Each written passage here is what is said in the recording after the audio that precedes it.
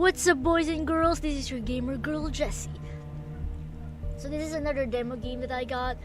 Guys, this is one of the games that will be released somewhere here in 2021, and if you guys enjoy this game, go ahead and wishlist it so when it's released you guys can buy it and you can play it by yourselves. And if you did not enjoy the game, well, you might want to give it a try if just in case, you know. So let's get started.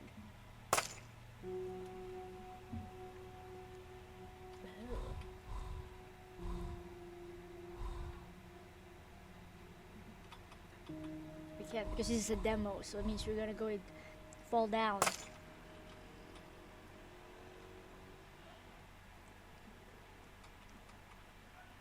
Oh, this is a visual novel. Coolio. Sorry, I was only looking at the wallpaper, so I didn't know. I had no idea.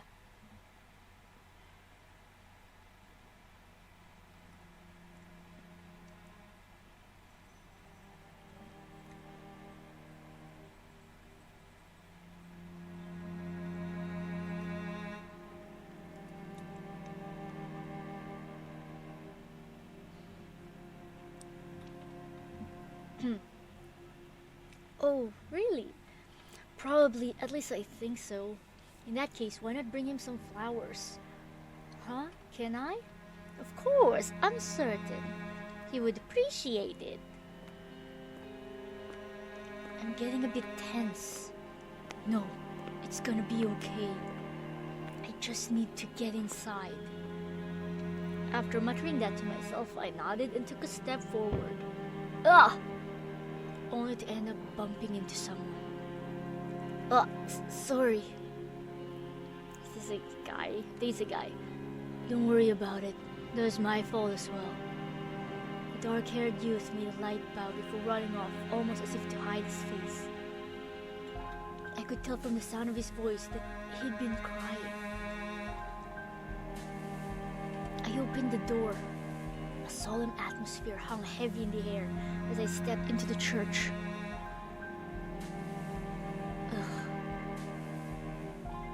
Natsume.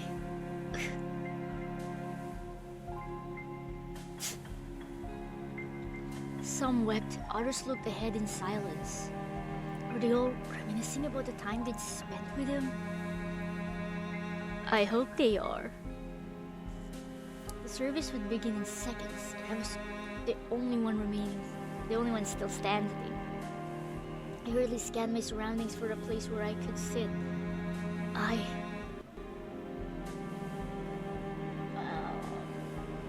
Take a seat close to the exit so I could leave.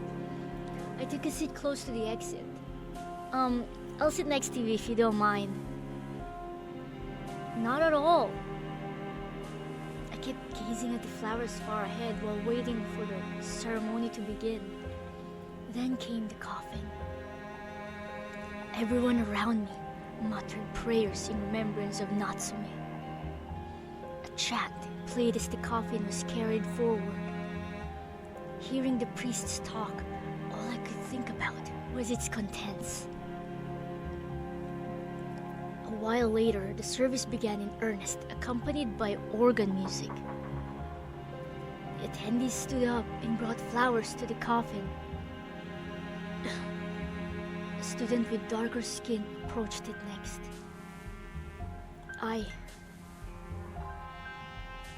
Finding myself somewhat curious about him, I decided to follow him with my gaze. The dark-skinned student took some of the gathered white flowers and approached the coffin. His amber eyes were directed right at it. I could see the strength of his will reflected in them. His graceful fingers didn't tremble one bit. As he placed his flowers, he slightly parted his lips, almost like he was about to say something. In the end, all he did was furrow his brow and close his eyes before ultimately returning to his seat.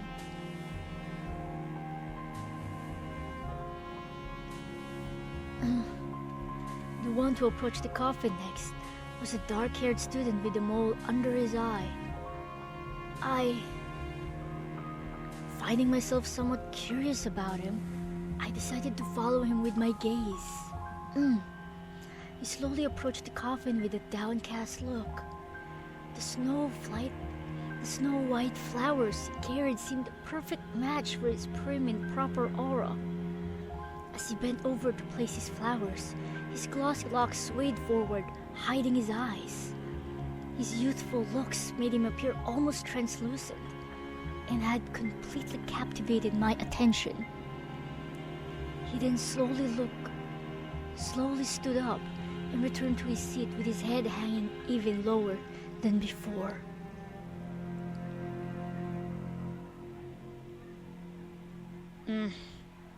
Ruffling his pinkish hair, a man with an intense look on his face stepped forward.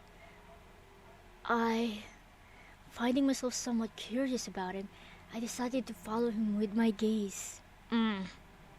He approached the coffin with a rough, unsteady gait, but the way he took the white flowers was anything but that. His hair covered most of his face, preventing me from discerning his expression. In contrast to his earlier demeanor, there was a certain melancholy in the way he placed down his flowers. I was left in awe by that strange, uncanny imbalance.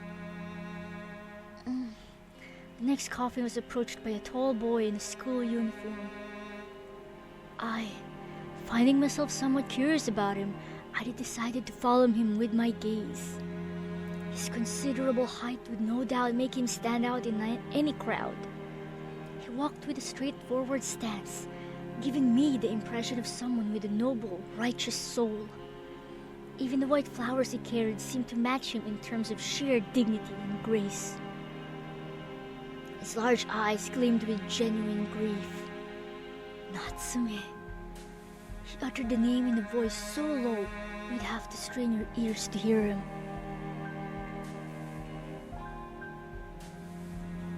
Once all the attendees had set their flowers, the funeral came to a close with a few words addressed to the bereaved family.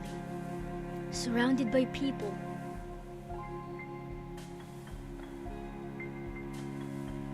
I chose to sit in the seat before me. It was where you could find many of Natsume's classmates. Most of them had already left, save for a few stragglers. I heard sobbing coming from my side. As I looked toward its source, my gaze met that of a student. I'm sorry, don't mind me. Care to use this handkerchief?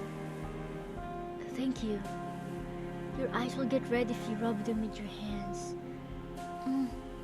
This yellow handkerchief. What about it? Oh, nothing. How close were you to Natsume? We were just classmates. Though we didn't talk much at school. Maybe he didn't even know I existed. Still, he was a really gentle person. Perhaps a bit unreliable at times, but he was always so considerate of those around him. Being around Natsume would always make me smile. It drove me to work harder too. You see, I wanted to put a smile on the face of the person who's been cheering me on. Recently, something sad happened and I went to work in low spirits. But since it was work, I tried my best to act cheerful. Natsume's always been full of smiles. And that day, though he looked conflicted, he left without saying a word. And when it was time for my break, Natsume, who should have been home, was standing right in front of the store. He was holding a bouquet of large yellow flowers. When I asked him about it, he answered in his usual timid tone and said they were for me. He suggested I decorate my room with them. I mean, you couldn't really do that with flowers that big, right? But all he did was smile. Natsume was smiling. I'm sorry for rambling your ear off like that. It's okay, I appreciate you telling me. I should be the one thanking you. I'll make sure to give you back the handkerchief once I've cleaned it. It's okay, you can keep it. Huh? I can't just... You can't, it's for crying for Natsume. Anyway, I'll be off now. Take care. Sure. Natsume.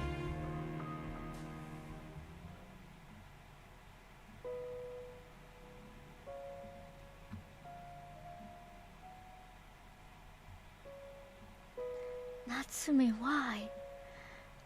To think that someone as kind-hearted and gentle as him would just... Even as the funeral came to an end, I still couldn't quite process the fact that he was gone. It felt unreal. I can never see him again. As I gazed upon the flowing river, his face bubbled to the surface of my mind. I had never even considered that I would one day live in a world where I could no longer see him. I should have made an effort to talk to him more. I keep repeating it, kept. I muttered it to myself, almost like in a state of delirium, as if nothing had happened. I would fall apart otherwise, and I would no longer be able to maintain this delicate balance. Mamiya!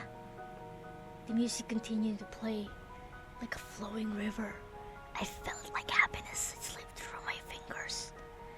Every now, every new breath, my draw was shorter than the last. Mamiya! What would you do if the world came to an end tomorrow?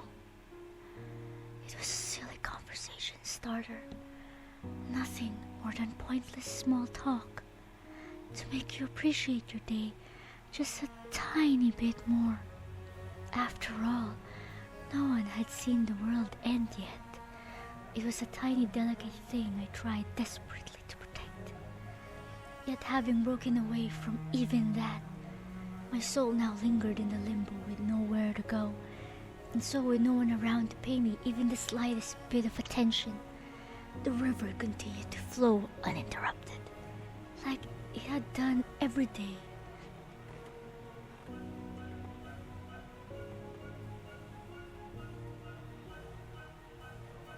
Nice.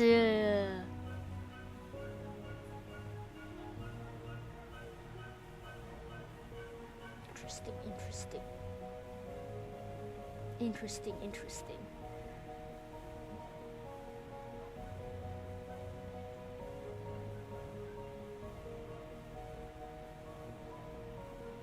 Wait, is that it?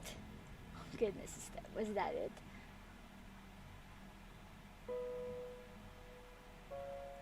Oh, I was supposed to click. Dude. Tojo!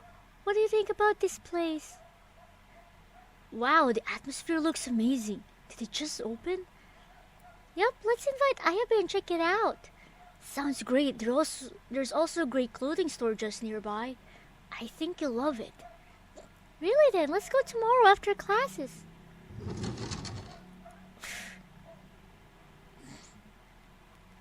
Ugh, it's Kikuchi. I heard it got into another fight. I mean, who does that in this day and age? What do you think, Tojo? Oh well, I don't condone violence, but I also don't think Kikuchi's a bad person. Really? Well, he's glaring right at us. He's giving us the evil eye. I think he just looked this way because he heard his name mentioned. This might have put me in Kikuchi's list. Tojo, have my back if he starts something. Imagine that Imagine that you starting something with them, you don't even remember their names, do you? I think it's just confusing that I don't know who's talking sometimes. So it's kind of hard to adjust who's talking and what's talking and who's talking and whatnot. That makes sense. Oh goodness.